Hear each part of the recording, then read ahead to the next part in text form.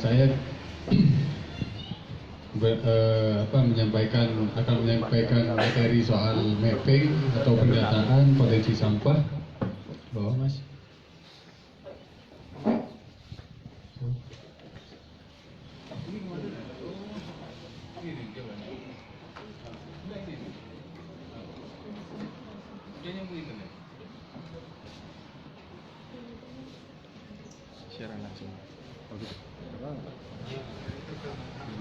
Jadi Bapak-Bapak, Ibu-Ibu, saya di Yayasan Kelola Sampah Indonesia. Sudah. Bukan kebetulan, alhamdulillah jadi ketua. Ya, kenapa?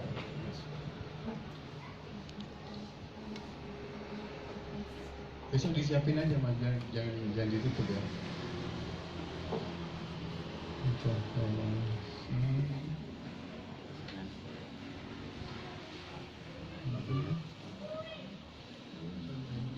Yang mapping ini tidak ada maksimal.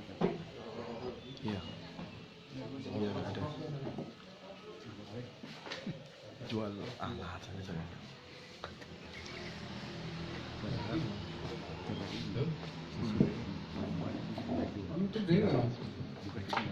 Yang tadi ya Mas ya.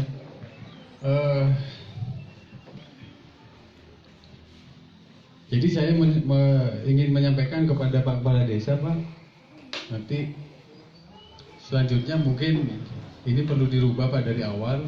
Jadi saya sampaikan kepada Pak Kepala Desa dulu bahwa perlu dibentuk tim Pak. Setelah ini perlu dibentuk tim, yaitu tim pengelola sampah desa Pak. Itu. Nah, tim pengelola sampah desa itu nanti sebenarnya adalah implementasi atau pelaksanaan dari peraturan desa yang akan dirembuk dengan Pak Kepala Desa, dengan Pak Asrul, nanti dengan perangkat yang lain. Nah, fungsinya nanti tim mengelola sampah desa itu sama seperti tim khusus gitu Pak ya, untuk pengelolaan sampah desa yang nanti mohon ketuanya ditunjuk, ketua, sekretaris, bendahara. Nah nanti ketuanya akan banyak komunikasi dengan saya Pak, meskipun saya ada di Surabaya, di Jakarta, bisa terus komunikasi dengan saya. Dan nanti para ketua tim desa yang ada 12 desa ini nanti kita bikin grup baru, ketua, sekretaris, bendaharanya, lalu nanti mungkin Pak Kepala Desa bisa masuk juga di grup itu, yang nantinya teman-teman di grup itu terutama yang tugas pertama kali ini adalah melakukan mapping Pak. Nah ini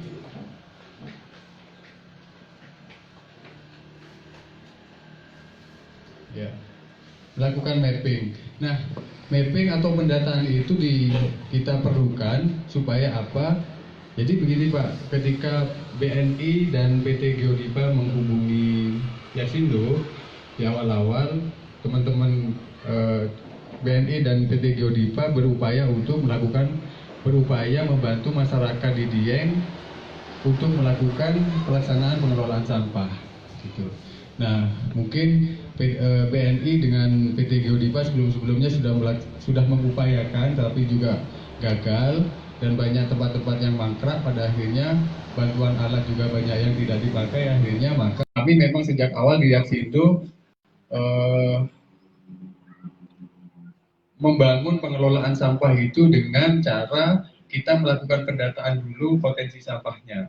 Sehingga kami sampaikan ke BNI dan PT Geodipa bahwa kalau kita nggak lakukan mapping, Yaksindo nggak bisa bantu. Karena apa? Karena kalau mapping atau pendataan itu tidak dilakukan, bisa dipastikan alat atau pelaksanaan apapun pasti gagal. Kami sudah di Indonesia, situasinya pasti seperti itu, pasti gagal. Alat apapun, secanggih apapun, gedung sebesar apapun, sebagus apapun, gagal semua Pak.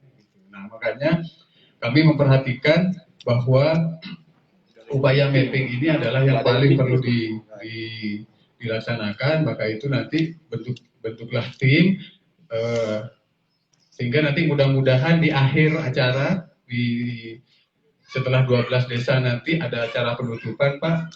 Ketua tim dari 12 desa nanti kita kumpulkan, kita kasih pengarahan lebih tegas lagi soal pelaksanaannya. Nah ini yang nanti saya sampaikan adalah soal bagaimana melakukan mapping. Nah ini bapak-bapak, ibu-ibu, mudah-mudahan yang ada di sini nanti bisa menjadi bagian dari tim pengelola sampah itu, karena yang melakukan mapping nanti bukan teman-teman Yaksindo, tetapi masyarakat desa sendiri. Gitu.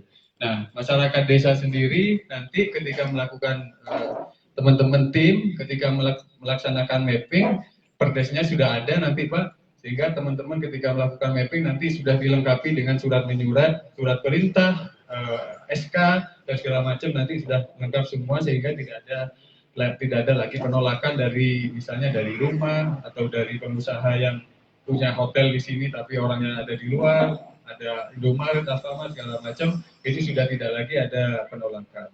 Karena nanti sangat cukup detail soal pendataan ini, dan inilah nanti yang bisa menjadi pegangan Pak Kades, Kepala Desa, data mengenai ini seperti sensus, karena seperti sensus penduduk ini Pak, sensus penduduk, sensus ekonomi, sensus pendidikan, sensus pertanian dan perkebunan, ini masuk semua di pendataannya sampah. Karena apa? Semuanya itu berpotensi menimbulkan sampah Pak. Gitu. Nah nanti ketika tim ini sudah bergerak, Pak Kades sudah ada perdes, di akhir nanti Pak kita akan rencana Yaksindo, hasil dari diskusi kami tadi malam, kita akan mencanangkan desa kelola sampah Pak. Gitu. Dan mudah-mudahan karena Yaksindo memulai dari atas nih Pak, dari atas ya, dataran tertinggi di Indonesia, sebenarnya kami sudah akan memulai di Tegal, di Semarang segala macam, tapi ternyata Tuhan mengarahkan kita ke sini dulu, mungkin untuk memberitahu kepada pemerintah, terutama pemerintah pusat, bahwa segalanya sebenarnya harusnya dilakukan dari atas, dari hulu. Artinya kalau secara harfiah, secara langsung itu diartikan bahwa dari atas itu bukan dari atas gunung sebenarnya, tetapi kebijakan dari pemerintah pusat. Itu barulah turun ke bawah. Nah ini mungkin oleh Tuhan kami ditempatkan di sini dulu sebagai perumpamaan sebenarnya. Nah mudah-mudahan nanti bisa berjalan dan menjadi percontohan di masyarakat di bawah kita yang posisinya secara geografis lebih rendah. Nah bapak-bapak, ibu-ibu, ini kelihatan nggak ini tulisannya? Kelihatan ya. Nah jadi potensi kawasan, ini nanti potensi kuesioner untuk potensi jangan pasul lah, Mas.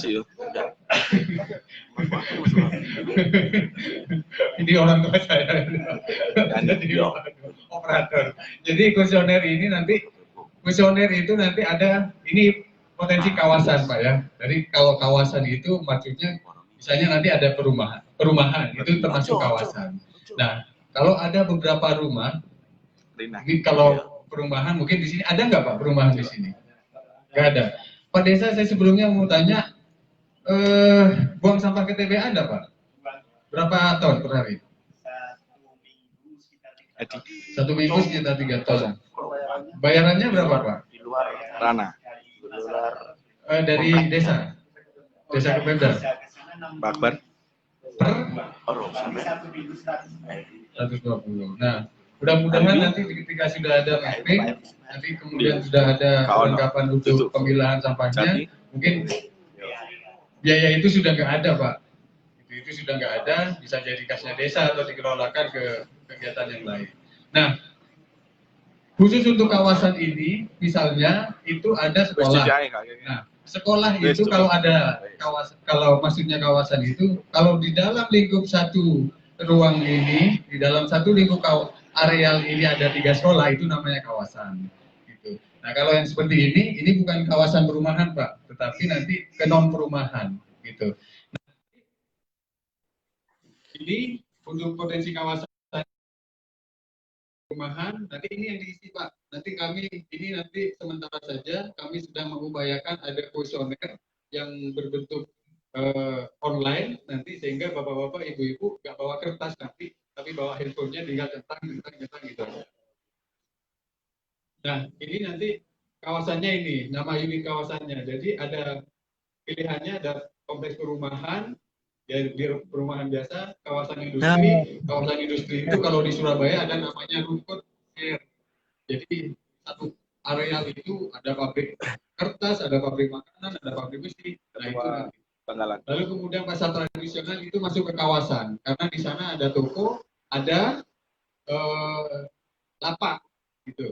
Lalu kemudian di taman atau ruang publik itu nanti kita masukkan ke kawasan juga karena bisa jadi di taman atau di ruang publik itu ada orang jualan dan ada orang datang. Jadi potensi orang datang itu kita nanti mapping gitu Pak. Lalu kemudian apartemen atau rusun, kompleks kuliner, nanti kalau misalnya di kawasan satu kawasan itu ada kuliner makanan, ada makanan daerah, ada toko segala macam, ini nanti yang dibilang kompleks. Lalu kemudian kawasan perkantoran, kawasan pertanian, kawasan perkebunan, kawasan kompleks pendidikan, kompleks pertokoan, bandara, pelabuhan, rumah sakit dan lain. Nah, rumah sakit ini nanti agak fokusnya kita. Kenapa kita ambil fokus rumah sakit? Karena begini, sering ada sampah-sampah medis yang keleleran di jalan. Gitu. Nah, ketika sudah ada ini nanti, sudah ada mapping yang jelas, kita sudah bisa tahu dari mana kira-kira sampah ini.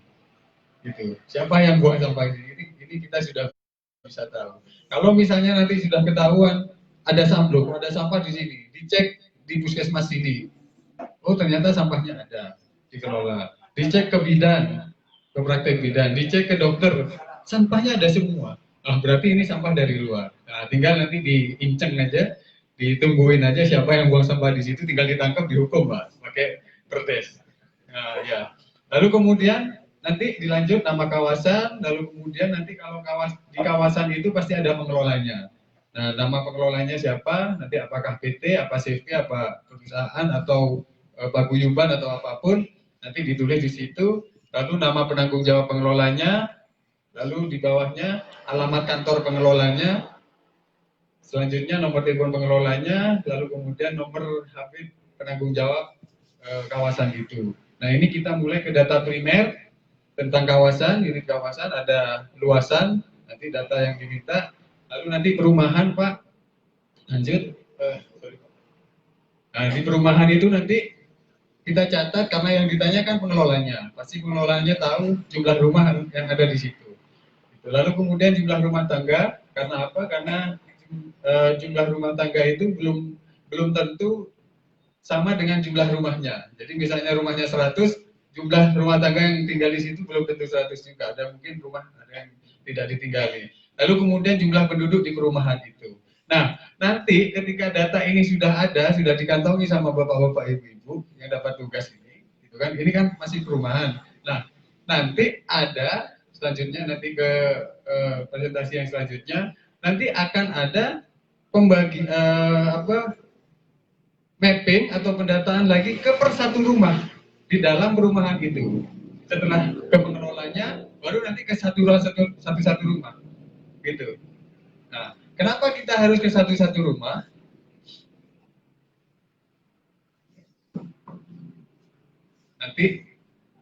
Karena nanti setiap rumah itu beda Pak potensinya. Kenapa berbeda potensinya? Nanti kita jelasin di data yang lain, di presentasi selanjutnya. Lalu kemudian kawasan industri ini nanti sama seperti di atas, kawasan jumlah industrinya yang ada di situ, lalu kemudian jumlah tenaga kerjanya. Ini potensi penimbul sampah, ini juga potensi penimbul sampah. Sampah apa? Terutama sampah industri yang biasanya nanti nggak bisa diolah, bisa dibuang ke TPA open landfill, control landfill atau sanitary landfill. Selanjutnya di pasar tradisional. Nah, ini pasar tradisional nanti ditanya jumlah tokonya, jumlah lapaknya yang ada di dalam, kemudian jumlah penjual dan pelapak. Kalau tanya soal luasnya, soal luas pasarnya kan tadi di atas. Lalu lanjut, ini taman atau ruang publik sama jumlah pengunjung teramai. Kenapa kita di ruang publik itu tanya jumlah pengunjung paling ramai? Karena kita tidak, karena nanti ketika kita sudah tahu jumlah pengunjung teramai, maka peralatan yang kita sediakan itu sesuai dengan jumlah pengunjung teramai. Kita lebih kan biasanya sepi, ada kondisi juga sepi, tapi nggak apa-apa, lebih baik kita kelebihan tempat sampah, lebih baik kita kelebihan tempat infrastruktur pengelolaan sampah daripada kurang. Nanti pas kalau kita ngambil yang dalam kondisi paling sepi, ketika ramai nanti, nah itu persoalan nanti Pak, ada timbul sampah di mana-mana. Nah makanya nanti ini juga jumlah pengunjung teramai itu mungkin teman-teman di Dieng punya momen tersendiri gitu ya. Yang paling ramai di Dieng ini misalnya Lebaran atau pas musim dingin, apa pas tanggal apa bulan Agustus, apa bulan apa, itu nanti teman-teman sendiri yang punya perhitungan gitu ya. Lalu kemudian jumlah penjual atau lapak. Kalau di taman itu ada penjual atau ada lapaknya, nanti dihitung juga. Nah, nanti penjual dan lapak itu di mapping sendiri-sendiri lagi Pak di ruang itu, gitu. Lanjut, ini ada apartemen dan rusun, mungkin di sini tidak ada, tapi konsepnya sama dengan perumahan. Lalu kemudian ada kompleks kuliner. Nah, kompleks kuliner ini nanti ada jumlah toko, jumlah lapak, jumlah penjual dan pelapak. Nah, ini jumlah kunjungan ramai ini nanti dibuat. Selanjutnya Pak, kawasan perkantoran, jumlah kantor, jumlah tenaga kerja. Kenapa jumlah tenaga kerja nanti kita butuhkan? Karena ini semua potensial menghasilkan sampah. Lalu kemudian kawasan pertanian. Nah, ini mungkin yang paling banyak di Dieng. Kawasan pertanian, jumlah lahan pertaniannya berapa? Tadi sudah ada sebenarnya di atas dengan luas, tapi kita pertanyakan lagi di sini. Lalu kemudian jenis tanamannya apa? Selanjutnya kemudian nanti dipertanyakan juga jumlah penggarap atau petaninya. Nah, nanti dari sini kan ada kawasan Pak, misalnya kawasan dusun, kita bisa sebut kawasan itu kalau apa ditutup sama petak tertentu gitu Pak ya. Nanti bisa koordinasi dengan saya, yang mana nih yang bisa disebut kawasan gitu. Nah, nanti ketika sudah dapat data kawasannya, teman-teman nanti akan masuk lagi ke setiap petak gitu. Ditanya, petak ini tanamannya apa? Siapa yang mengerjakan? Hasil panennya berapa kali dalam 1 tahun? Yang dijual berapa? Yang jadi sampah berapa? Nah, nanti yang jadi sampah berapa? Nanti pengelolaan sampahnya untuk jadi pupuk organik nanti dilanjutkan sama Mas Irwan. Selanjutnya kawasan perkebunan sama dengan kawasan pertanian. Lanjut, kompleks pendidikan, ini sekolah. Kalau ada sekolah di sini ada satu kawasan, ada bergabung 2 atau 3 sekolah. Nanti itu yang di mapping dulu ke pengelolanya. Jumlah guru, jumlah murid itu tetap kita berbicara soal potensi sampah. Lalu kemudian kompleks pertokoan atau mall. Lanjut sama dengan di atas tadi pengunjung teramai. Nah ini bandara. Di bandara itu pasti ada restoran, toko, lapak dan jumlah pengelolanya, terus kunjungan teramai, dan maskapainya kalau pesawat dihitung Pak, pesawatnya apa saja, karena nanti pesawat yang datang itu apa saja, nanti kita perlu meminta pertanggungjawaban mereka terhadap sampah kalau misalnya sampah ada datang dari luar negeri. Tapi khawatirnya besok-besok ada bandara di Dieng kan bagus Pak. Itu, ini pelabuhan, lanjut saja mungkin Pak. Nah, selesai. Nah ini kita lanjut ke fasilitas kesehatan nih yang perlu juga. Jadi fasilitas kesehatan itu misalnya puskesmas itu kan cuma satu Pak. Itu kita masukkan ke kawasan. Karena apa? Karena di situ ada bangsal-bangsal. Nah bangsal-bangsal itu sebenarnya kalau di perumahan sama dengan rumah-rumah, gitu. Yang potensinya di situ, gitu. Satu bangsal itu kalau dihuni 1 orang sakit itu itu yang nganter kan bisa 3 orang, bisa 4 orang yang menunggu di situ. Nah itulah nanti yang kita perlu hitung juga jumlah bangsal itu ada berapa dan potensinya nanti akan menghasilkan berapa jumlah sampah. Poli juga begitu, jumlah dokter juga, jumlah perawat dihitung sehingga nanti ketahuan jumlah sampah yang kira-kira dihasilkan oleh dokter, perawat dan bidan. Fasilitas kesehatan itu yang saya maksud bukan cuma rumah sakit, yang kita maksud bukan cuma rumah sakit, tetapi juga praktek bidan, Pak ya. Praktek bidan juga masuk ke fasilitas kesehatan tadi. Karena bisa jadi di praktek bidan ada 2 kamar, misalnya. Kalau atau kalau di praktek perawat ada 2 tempat tidur, itu dihitung bangsal, dihitung kamar, kalau ada tempat tidur 2 dihitung 2 bangsal. Begitu juga di bidan, kalau ada misalnya ada 3 kamar dihitung 3 kamar. Karena potensinya nanti akan berbeda-beda. Selanjutnya nanti di lainnya. Yang selanjutnya,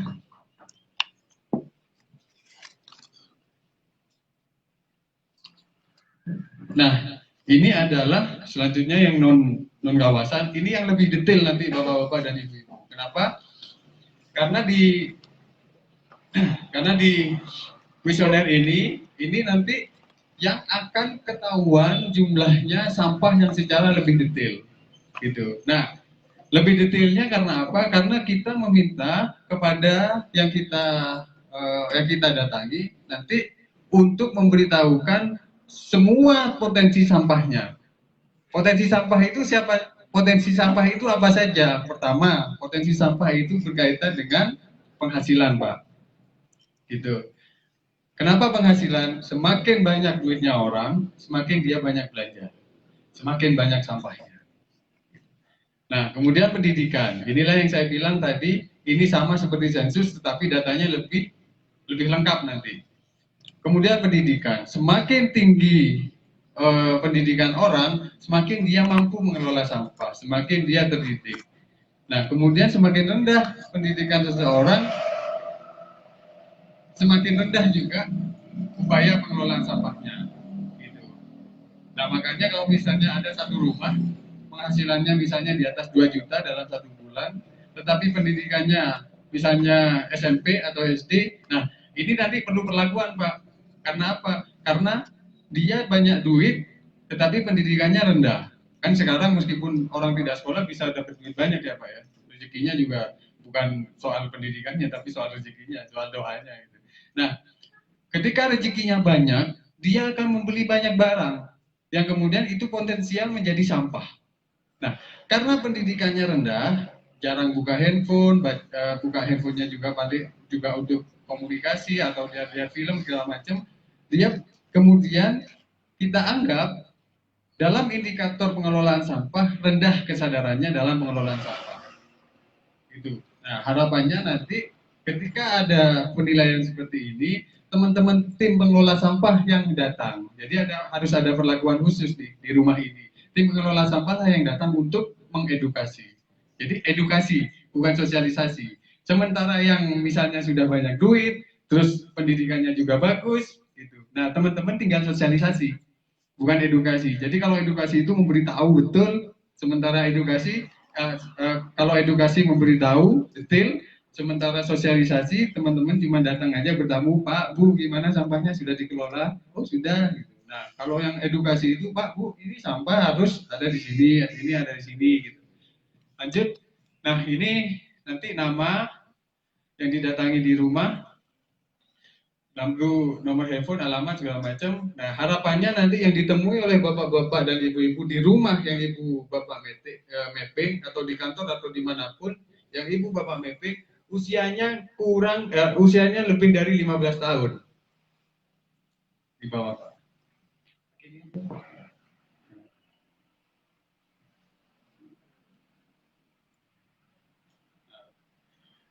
Nah, jadi sebisa mungkin di atas 15 tahun. Karena apa? Anak-anak di atas 15 tahun itu sudah tahu keluarganya.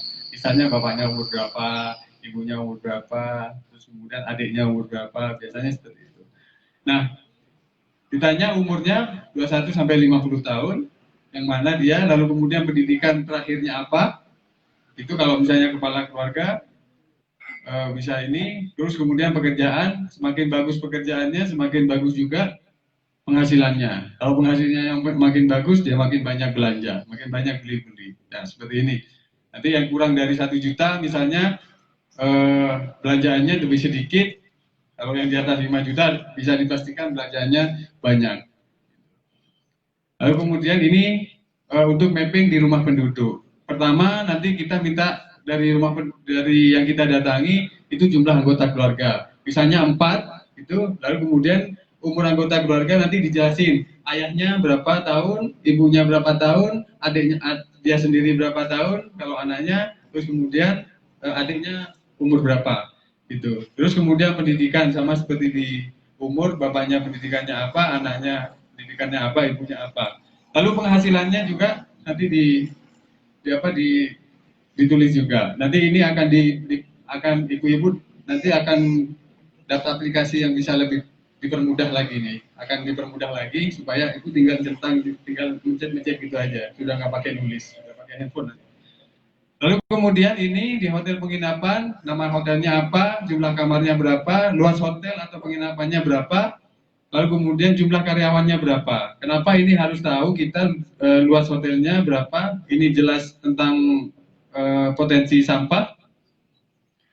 Lalu kemudian luas hotel dan penginapan itu ada berapa, karena nanti kita bisa tahu apakah hotel itu atau penginapan itu bisa mengelola sampah sendiri atau ikut dikelola oleh tim pengelola sampah. Gitu. Nah, kalau ikut di tim pengelola sampah ya bayar mereka. Gitu. Lanjut ke restoran sama dengan di hotel tadi, jumlah konsumen maksimal, dihitung tempat duduknya Pak ya, bukan dihitung mejanya, tempat duduknya nanti yang dihitung. Lalu kemudian luas restoran dan kuliner, jumlah karyawannya. Lanjut Pak, lembaga pendidikan sama lanjut ke ini Pak, di usaha toko. Oke, usaha toko ini yang nanti lama. Kalau yang kebagian Indomaret sama Alfamart, nah itu nanti bisa 2 hari 3 hari gitu. Alfamart, Indomaret tidak mau mengeluarkan data Mantap Mas. data persediaannya. Tapi akan lebih mudah akan lebih mudah kalau teman-teman yang punya tugas ke Indomaret dan Alfamart, kalau sudah ada surat tugas dari Pak Kadis, nanti insya Allah mudah Pak, langsung keluar datanya. Nah, kenapa data itu diperlukan, Bapak-bapak, Ibu-ibu? Seperti Pak Sur tadi sampaikan, di setiap produk yang dibeli oleh Bapak-bapak, Ibu-ibu sekalian, yang dibeli oleh masyarakat luar yang berkunjung ke Dieng, itu semuanya sudah ada dana pengelolaan sampahnya. Jadi, misalnya ini rokok harganya 20.000 ya, misalnya ini rokok harga 20.000, ada duit sekitar 1.000 atau 2.000 rupiah, yang itu seharusnya kita bisa ambil dana itu dari perusahaan ini untuk apa? Untuk pengelolaan sampah di tempat dia dikonsumsi. Gitu. Nah, kalau kita tidak bisa melakukan mapping, kita tidak punya data ada berapa rokok ini dipakai di sini, kita tidak bisa tahu. Dan kita tidak bisa meminta dana itu ke perusahaan. Karena apa? Karena dianggap berbohong. Itu pertama. Yang kedua, kalau kita tidak punya lembaga, Bapak-bapak, Ibu-ibu, perusahaan itu juga tidak bisa memberikan dana EPR. EPR namanya. EPR itu saya agak kedinginan, ini agak lupa-lupa. EPR itu Extended Production Responsibility. Tanggung jawab produsen terhadap sisa produknya. Nah, selama ini dana EPR itu tidak turun karena apa? Satu, tidak ada lembaga, Pak. Aku mau ngasih duit ke siapa nih? Nah, lalu meskipun ada lembaganya, terus danaku itu, rokokku itu aku nggak tahu, saya nggak tahu dipakai berapa di sana. Nah, itu. Makanya kalau bapak-bapak, ibu-ibu kalau lihat di TV gitu ya, Danon, Aqua itu sering kasih bantuan kemana? Ke Irian Jaya, Pak, ke Papua. Padahal di Papua sana nggak ada orang minum Aqua. Kenapa? Karena teman-teman organisasi yang membawa proposal untuk kegiatan di Papua itu organisasinya valid. Gitu. Lalu kemudian mereka juga punya data yang valid tentang produk mereka dipakai di mana saja. Nah, karena produk itu dipakai di mana saja, maka kemudian mereka bilang kalau di mana saja air sudah banyak. Di Papua yang belum. Maka kemudian dana-dana itu ditarik ke Papua dan dipakailah di Papua. Nah, harapan kita kita di Dieng jangan seperti itulah. Semua yang dimakan di Dieng, semua yang dirokok di Dieng, semua yang diminum di Dieng, produsennya harus bertanggung jawab kepada orang-orang di Dieng. Gitu. Nah, selanjutnya di luasan toko, jadi nanti yang didata ini di nama dan jumlah produk itulah yang nanti teman-teman akan tahu. Dan kita nanti bisa dibantu juga dengan Yaksindo. Kita akan narik dana-dana itu, Pak. Dengan cara apa? Kalau kita sudah punya data, gitu, kita punya program. Kita akan bikin program, gitu ya. Program itu kemudian diajukan ke perusahaan yang harus bertanggung jawab itu. Nah, kemudian programnya nggak sama, Pak, dengan program kita di perusahaan. Oke, programnya apa? Tinggal disesuaikan nanti. Gitu. Itu bukan rokok aja ya, Pak ya. Termasuk Indomie segala macam, mie gelas segala macam, itu semua. Korek segala macam itu. Lanjut di kantor. Oh, saya kembali lagi ke rumah, Pak. Maaf, kembali lagi ke rumah. Ya, Pak. Nah, kita kembali lagi ke rumah. Bapak-bapak, ibu-ibu di rumah, setiap hari buang sampah nggak? Buang sampah. Banyaknya sampahnya semana, Bu? Sekilo, 2 kilo, setengah kilo, 1 kresek? Nah, kreseknya besar atau kecil, Bu? Kecil ya. Nah, kami sudah mempraktekkan itu. Sudah mempraktekkan bagaimana menahan sampah di rumah supaya tidak buang tiap hari. Pertama, kalau saya pakai komposter yang besar itu yang hijau, itu untuk tempat sampah organik. Itu bisa menahan sampah organik sampai 1 tahun, bisa lebih. Bisa 2 tahun. Nah, masyarakat di Dieng, karena itu bisa sampai 1 tahun, saya pikir untuk di Dieng cukup dengan komposter dalam bentuk ini, Bu. Nanti akan diberikan oleh teman-teman dari BNI dengan PT Geodipa. Inilah yang sebenarnya oleh teman-teman BNI dan Geodipa sarankan kepada kami mau kasih itu, Mas. Mau kasih bantuan ini. Oke, Pak, kita dorong supaya bantuannya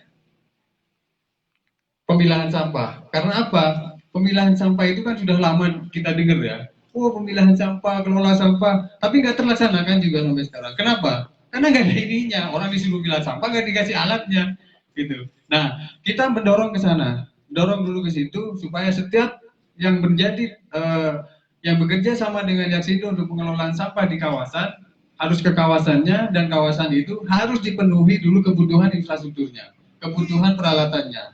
Itu harus ada tempat sampah organik, tempat sampah anorganik, tempat sampah anorganik. 2 ini saja. Ini sebenarnya untuk yang sampah kecil-kecil. Nah, tempat sampah anorganik itu ini bisa menahan sampah di rumah tangga bisa sampai, Mas Iwan kemarin bilang karena saya nggak pakai ini bisa sampai 2 bulan, Pak, menahan sampah di rumah. Nanti ada pelatihannya untuk bikin aktivator supaya sampah yang segera masuk ke sini dari rumah tangga nggak bau dan cepat bisa menjadi cepat bisa diurai dan tidak bau dan bisa dijadikan pupuk organik, baik yang cair maupun yang padat. Gitu. Nah, ini 2 bulan, Bu. Bayangkan bapak-bapak dan ibu-ibu nggak buang sampah 2 bulan. Karena yang dikereseknya ibu atau bapak itu yang dibuang setiap hari itu isinya sedikit sebenarnya, Bu. Sedikit saja. Nah, karena dikumpul-kumpulin karena setiap hari jadinya banyak. Gitu. Sedikit saja. Kalau kami hitung, berdasarkan perhitungan kami, dari 1 rumah itu sudah bisa dipastikan sebenarnya bahwa di 1 rumah itu sampahnya 70% organik, 30% anorganik. Gitu. Organik dan anorganik. Nah, setiap orang maksimal itu menghasilkan sampah 0,6 kg per hari. Jadi dalam 1 hari kalau ada 4 anggota rumah tangga, dalam 1 hari di rumah itu menghasilkan maksimal 2 kg. Minimal 2 kg per hari. Nah, 2 kg per hari itu 70%-nya organik, 30%-nya plastik. Anggap plastik gitu ya. Nah, plastik itu kalau dari 2 kilo itu 30% dari plastik, 30% dari 2 kilo itu, 30%-nya kalau plastik, itu sedikit banget, Pak. Nggak bisa dijual itu, harus dikumpulin dulu. Begitu juga ketika 70% dari 2 kilo itu, misalnya sekitar 1,5 kilo ya, 1,5 kilo sampah organik. Kalau masuk ke sini sudah habis, sudah. Itu kan juga 1,5 kilo nggak tiap hari. Kalau pas lagi habis setelah kerja segala macam, nasinya habis, nggak ada dibuang sampah di sini yang organik. Itu kemarin di desa Cikunang, Mas ini harusnya kita dapat 2 satu rumah, karena warga di sini makannya banyak, loh enak makannya banyak, berarti nggak ada sisanya, nggak ada yang dibuang ke sini kan, gitu. Gimana? Kok malah minta 2 gitu. Nah itu, jadi ini bisa nahan sampah organik sampai 2 bulan. Nah kemudian sampah anorganiknya, plastik, botol, terus kemudian bekasnya Indomie, bekasnya mie gelas, ini bisa masuk ke sini. Saya di rumah, ini bisa tahan sampai 1 bulan, Bu. Gitu. 1 bulan ini saya. Tapi mungkin kalau bapak-bapak dan ibu-ibu banyak aktivitasnya, udah masak di rumah segala macam, lebih banyak beli makanan di luar, atau mie goreng, atau mie gelas, ini bisa saya tekan supaya maju ke 1 minggu. Jadi sampah anorganik, kertas, kertas, plastik segala macam, itu bisa ditahan di rumah selama 1 minggu. Itu minimal, pasti lebih dari 1 minggu kalau tempatnya ini. Itu, oke? 1 minggu, 2 bulan. Nah, ini apa? Ini tabungan sampah. Gitu ya, bukan buat tabungan duit. Jangan sampai duitnya nanti lupa dimasukin sini, nanti dijadikan briket sama Mas Rosi. Nah, ini tabungan untuk apa? Tabungan sampah itu supaya gini, ini biasanya buat anak-anak kecil aja. Mereka habis makan ciki, sedotannya minuman, terus kemudian permen yang kecil-kecil lah, pokoknya yang kecil-kecil itu masuk ke sini. Rokok juga bisa masuk ke sini, bisa masuk ke sini gitu ya. Nah, ini sebenarnya untuk edukasi adik-adik, gitu ya. Tapi semuanya sebenarnya untuk edukasi adik-adik dan bapak-bapak dan ibu-ibu. Nah, ini kami prediksi, saya pakai kalau yang untuk tabungan sampah di rumah pakai tempat sampah kecil, Bu. Gitu, yang tempat sampah kecil. Ini bisa 3 bulan tahan sampah di rumah.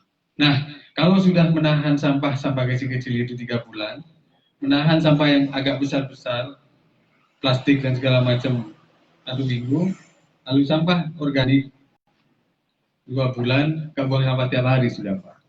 Itulah yang nanti akan menjadi indikatornya Teksindo bahwa desa ini sudah bisa mandiri mengelola sampah. Gitu. Indikatornya apa? Sudah tidak bayar ke TPA, Pak. Sudah tidak buang sampah ke TPA. Gitu. Lalu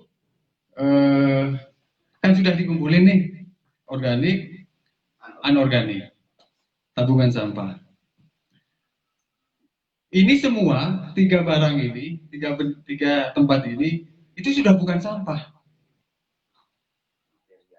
Sudah jadi material daur ulang, Pak. Yang ini jadi material daur ulang teknis, kalau kita bilang, bisa menjadi bahan lagi, bisa menjadi botol lagi, bisa menjadi styrofoam lagi, bisa jadi sedotan lagi. Yang ini material daur ulang biologis, jadi pupuk. Nah, menariknya nanti Mas Iwan bisa kasih pelatihan aktivator yang Bapak, misalnya Pak Kades nih, Pak Kades yang tugas bikin aktivator. Aktivator itu untuk nanti mempercepat pembusukan, Pak. Aktivator. Nah, Pak Kades bikin. Misalnya bikin 0,5 kilo, lalu kemudian masukkan ke sini. Nah, menariknya, saya baru tahu juga kemarin, Pak, dari Irwan ini. Menariknya, aktivator ini bisa dibagi-bagi, Pak. Jadi nggak perlu setiap orang bikin, tapi nanti harapannya setiap orang bikin ya, supaya nanti bisa luas. Kalau Pak Kades saja misalnya yang bikin, ini aktivator bisa dibagikan ke kanan kirinya rumah. Jadi kanan kirinya rumah ini, kantor kepala desa ini sudah nggak perlu lagi bikin aktivator. Nah, setelah 2 jam, besoknya dimasukin sampah, ini dikasihkan ke tetangga sebelah. Nah, masuk sampah lagi nih. ini bisa dimasukin lagi ke yang lain. Masuk tambah lagi, ini wah saya gini, kamu jualan apa wah kok kayak gitu. Ya, jadi kalau kita memang nggak jualan barang ya, tetapi kita menjual, bukan menjual, kita berharap masyarakat segera bisa mengelola sampahnya. Karena ketika masyarakat sudah mengelola sampah, peningkatan ekonomi masyarakat juga akan baik. Gitu. Kalau peningkatan ekonomi masyarakat baik, siapa tahu nanti saya sudah banyak duitnya bisa investasi apa sawah, apa villa gitu di sini. Tapi saya sangat berharap pengelolaan sampah itu nanti bisa membawa Indonesia, membawa geopark Dieng ini bisa menjadi geopark nasional, salah satu internasional, menjadi kebanggaan bagi saya ada di dalamnya dan bersama bapak-bapak dan ibu-ibu bisa menjadi bagian dari itu semua. Nah, saya lihat di desa ini sudah mulai bersih, tetapi saya lihat dari atas ini sangat sudah bersih, tinggal nanti bagaimana pengelolaan sampahnya supaya lebih baik lagi dan meningkatkan perekonomian masyarakat. Nah, ketika ini sudah ada semua, sampahnya Indomie, sampahnya Mayora, sampahnya segala macam, bapak-bapak karena hasil mappingnya sudah jelas, gitu ya. Nanti tim pengelola sampah itu akan mengelola ini, itu dinaikkan ke PKPS, primer pengelola sampah, primer koperasi pengelola sampah, yang nantinya misalnya bapak-bapak dan ibu-ibu di rumah punya plastik aqua perkiraan 1 kilo nih, 1 kilo. Nah, nanti ketika desa kelola sampah sudah berjalan, semua warga desa ini sudah dapat informasi tentang harga plastik di pabrik yang diinformasikan oleh PKPS. Warga semua, bukan pengelola sampah saja yang tahu, tapi warga semuanya. Misalnya harga botol aqua itu dihargai 10.000 oleh pabrik daur ulang, masyarakat tahu harganya 10.000, Pak. Jadi tidak ada lagi pemainan harga. Nah, bagaimana nanti berjalannya? Sampah yang 1 kilo plastik itu nanti teman-teman tim pengelola sampah yang tahu. Karena nanti laporannya masuk ke tim pengelola sampah. Gitu ya. Nah, dari tim pengelola sampah datanya dimasukkan ke PKPS. Dari PKPS, kalau sudah cukup kuotanya, PKPS akan aksi. Bergerak dia PKPS, diambil barang. Diambil, setelah diambil barang misalnya 1 ton, masuklah ke pabrik. Setelah masuk ke pabrik, pabrik akan membayar ke PKPS. Dari PKPS, kan tadi 10.000. Dari PKPS akan membayar ke tim pengelola sampah. Atau bisa langsung ke masyarakat dengan catatan nanti akan ada pemotongan dari PKPS dan tim pengelola sampah itu misalnya ada fee PKPS yang sudah menyambungkan masyarakat ke pabrik Rp1.000 misalnya, lalu kemudian ada tim pengelola sampah yang sudah melakukan pendataan dapat fee misalnya 1.000 atau Rp1.500, maka sisanya yang ada di sini bisa tinggal 8.000 atau 7.500. Nah, dari perputaran ini, maka masyarakatlah yang paling mendapatkan banyak keuntungan dari pengelolaan sampahnya. Nah, pengelolaan sampah di tingkat masyarakat itu kita hubungkan dengan Undang-Undang Pengelolaan Sampah Nomor 18 Tahun 2008. Pengelolaan sampah di tingkat masyarakat itu namanya pengelolaan sampah kawasan di pasal 13, Pak. Nah, kemudian barang ini dijual ke perusahaan pengelola ke perusahaan daur ulang, itu nanti juga bagian dari pasal 13 tentang pengelolaan sampah kawasan.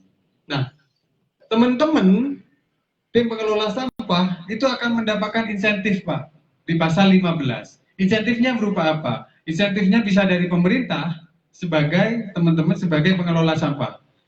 Gitu. Kalau selama ini kan kita selalu disinsentif ya. Jadi didenda segala macam. Harusnya bukan seperti itu. Kalau kita bisa menjalankan pasal 13 tadi. Gitu. Nah, setelah sampah dikelola, maka di pasal 15 nanti bapak-bapak dan ibu-ibu bisa mendapatkan insentif atau mendapatkan penghargaan dari pemerintah, juga dari perusahaan yang sampahnya bapak-bapak dan ibu-ibu kelola. Ini belum lagi nanti dapat bantuan CSR dan segala macam. Di teman-teman pengelola sampah desa dan seterusnya. Kemudian di pasal 21 itu Di pasal 15 tadi tanggung jawab produsen terhadap sisa produk tadi itu bisa masuk ke teman-teman. Gitu. Di pasal 21 ada insentif dari pemerintah maupun dari perusahaan. Perusahaan yang mengelola sampah yang mau bertanggung jawab terhadap sisa produknya itu akan mendapatkan insentif dari pemerintah karena dia mengelola sampah.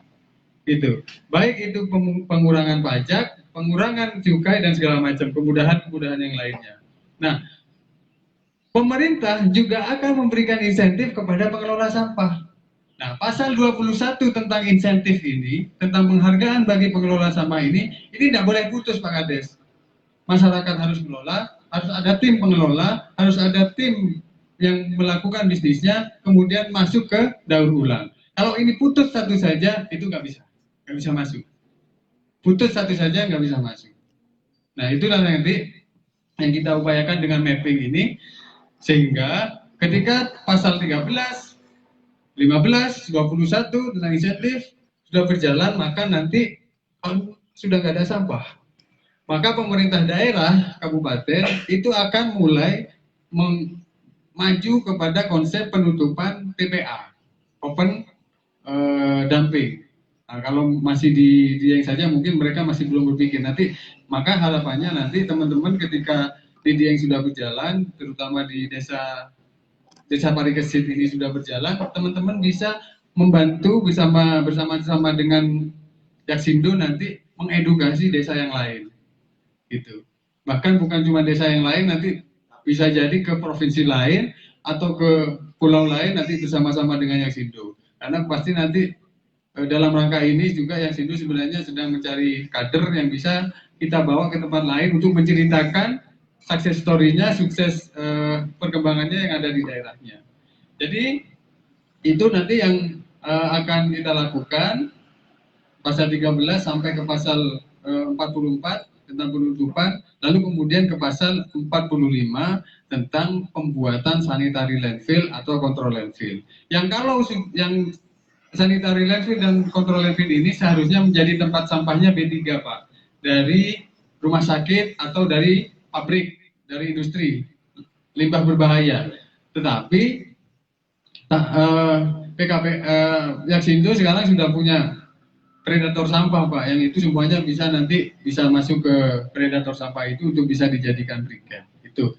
Lalu kemudian nanti jadi apa tempat TPA open landfill dan sanitary landfill dan control landfill itu bisa jadi tempat edukasi nanti untuk pengelolaan sampah. Yang mengedukasi nanti siapa? Mungkin bapak-bapak dan ibu-ibu yang ada di sini yang sudah berhasil mengelola sampah di desanya. Nah, kita kembali lagi ke tempat sampah ini.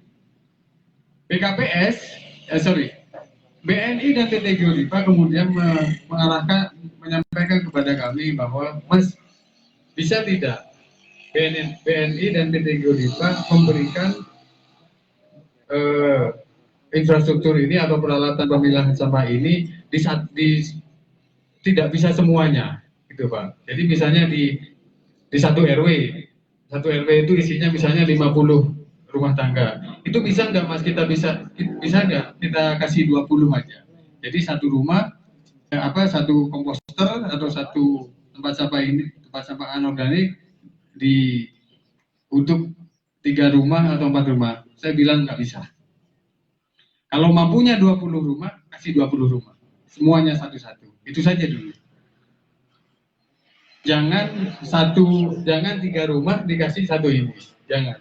Harus per rumah. Mampunya 10 rumah, ya sudah 10 rumah. Mampunya 20 rumah, 20 rumah. Gitu. Mampunya satu desa, ya nggak apa-apa satu desa. Gitu. Nah, harapannya apa? Ketika kalau misalnya BNI atau Geodipa nanti hanya bisa membantu 20 rumah saja misalnya. Terus kemudian Pak Kepala Desa gatelan greget gitu ya.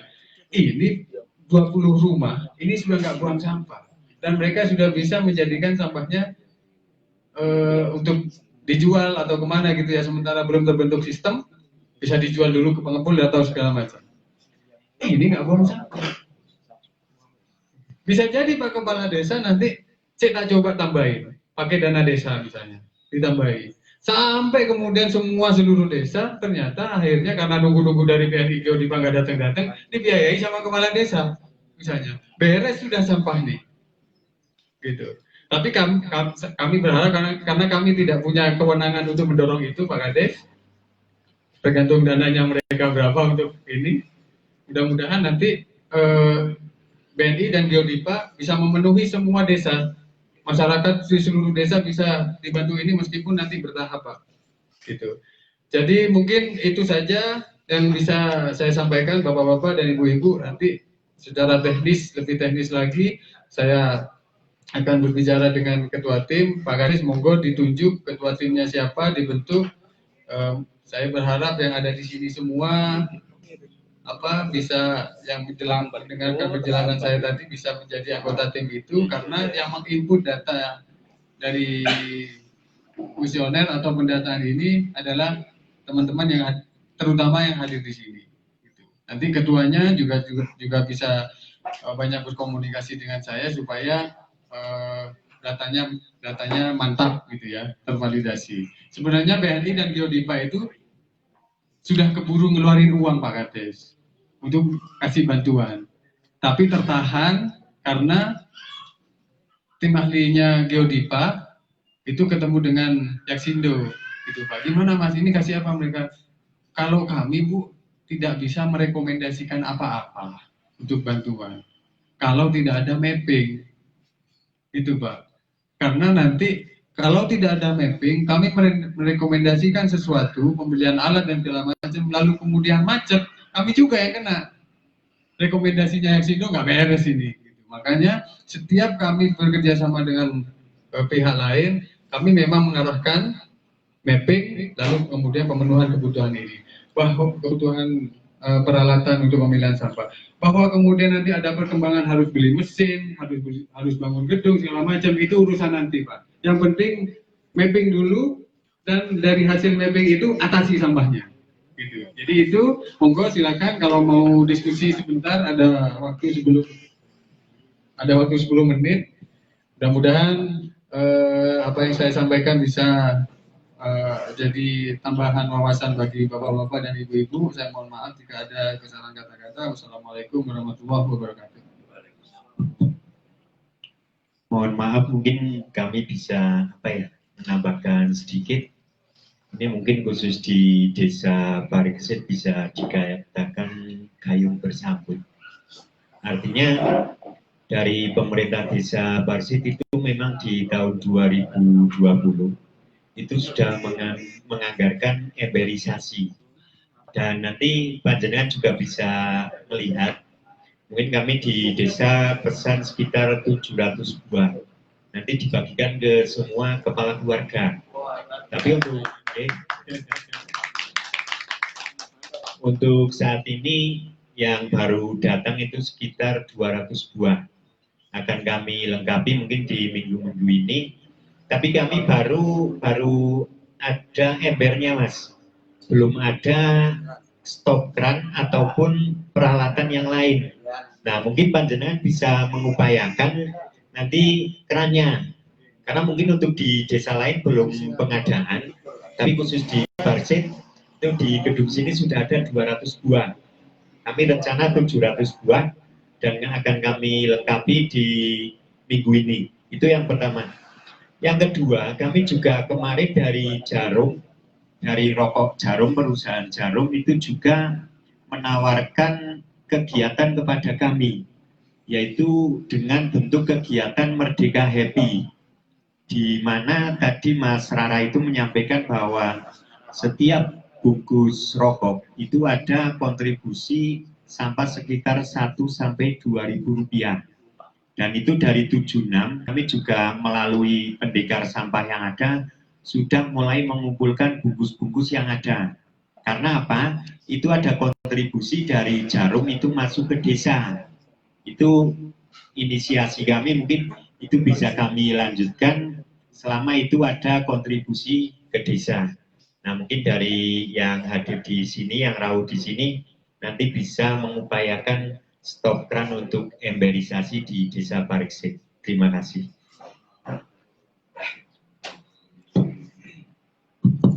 Sedikit saya tambahkan Pak Desa ya. Jadi tadi itu yang disebut, saya luruskan dulu nanti karena kebetulan Jarum sudah masuk. Yang tadi itu 1.000 atau 1.500 itu belum baku ya. Enggak, hanya sekedar contoh karena itu nanti keputusan Presiden dan DPR. Itu juga baru apa ya, mungkin mereka menawarkan kegiatan. Benar, jadi terima saja apa adanya. Syukur alhamdulillah kalau sudah masuk, jadi nanti bisa dayung bersambut dengan program BNI Geodipa ini yang artinya melanjutkan mungkin seperti tadi itu melengkapi, mungkin nanti BNI atau Geodipa yang bisa melengkapi nanti kita bantu membuat seperti itu. Jadi nanti bukan cuma keran saja, tapi ada sedikit embel-embel tambahan pipa. Itu rencana dari kami, dari Dinas Pendidikan Sampah. Itu kalau bisa tiap pembagiannya embel tiap RT itu warnanya beda-beda. Oh, boleh. Umpama RT 1 warnanya hijau. Nah, itu ember itu berada di RT 3 kan pada RT 1 berhak mengambil ini. Ya, boleh. Jadi itu begini. Bagus, jadi begini. Jadi mungkin nanti itu tidak seragam, tapi itu kreativitas desa. Nah, nanti mungkin ke depan, insya Allah, Yaksindo juga punya program, mungkin nanti bekerjasama dengan Pemda, dengan Geodipa atau siapa, nanti ada semacam lomba apa ya, kreativitas desa untuk mengembangkan tadi itu, mau berwarna mau apa, tapi mungkin nanti dari program Geodipa dengan BNI itu mungkin satu warna saja semua dulu, namun karena bahannya sudah ada di sini, nanti kan bisa dikerja di sini, kalau mau dicat berwarna boleh. Iya, ya boleh. Cuma kami dari program ini kami tidak mau menawarkan itu nanti.